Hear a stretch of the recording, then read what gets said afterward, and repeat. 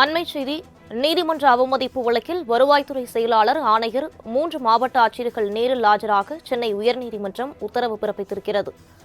ஜூலை 27-ல் அதிகாரிகள் ஆஜராகவில்லை என்றால் அதிகாரிகளுக்கு எதிராக பிடிவாரண்ட் பிறப்பிக்கப்படும் எனவும் நீதிமன்றம் எச்சரிக்கை விடுத்திருக்கிறது. டிஎன்பிஎஸ்சி மூலம் தேர்வு செய்யப்படும் அரசு ஊழியர்களுக்கு மதிப்பெண் அடிப்படையில்தான் பதவி உயர்வு வழங்க வேண்டும் என நீதிமன்றம் உத்தரவிட்டிருந்தது. இது தொடர்பான கூடுதல் விவரங்களை வழங்குவதற்காக செயலர் கிருஷ்ணமூர்த்தி இணைப்பில் இருக்கிறார். வணக்கம் கிருஷ்ணமூர்த்தி, விவரங்களை பதிவு பண்ணலாம். வணக்கம்.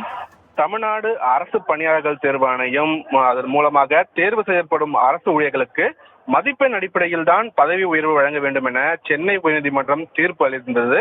இந்த தீர்ப்பை எதிர்த்து தாக்கல் செய்யப்பட்ட வழக்கை விசாரித்த உச்சநீதிமன்றம் உயர்நீதிமன்றத்தின் தீர்ப்பை உறுதி செய்து உத்தரவிட்டிருந்தது. ஆனால் கிருஷ்ணகிரி, செங்கல்பட்டு, காஞ்சிபுரம் மாவட்டங்களில் இடஒதுக்கீட்டின் அடிப்படையில் துணை தாசில்தார்களுக்கு தாசில்தார் பதவி உயர்வு வழங்கப்பட்டிருந்தது.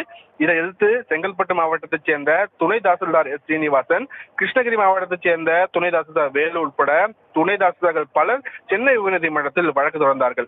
இந்த வழக்கை விசாரித்த உயர்நீதிமன்றம் இடஒதுக்கீடு முறையில் தாசில்தார் பதவி உயர்வு வழங்கிய உத்தரவை ரத்து செய்ய உத்தரவிட்டிருந்தது. ஆனால் நீதிமன்றத்தின் இந்த உத்தரவை அமல்படுத்தாததால் துணை தாசில்தார்கள் நீதிமன்ற அவமதிப்பு வழக்கை தாக்கல் செய்தார்கள்.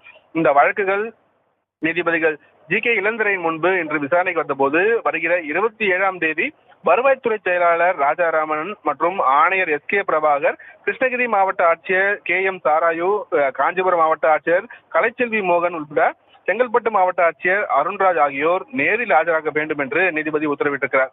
மேலும் அன்று அதிகாரிகள் ஆஜராகவில்லை என்றால் அதிகாரிகளுக்கு எதிராக பிடிவாரண்ட் பிறப்பிக்கப்படும் என்றும் வாய்மொழியாக நீதிபதி இளந்திரையன் எச்சரிக்கை விடுத்திருக்கிறார்.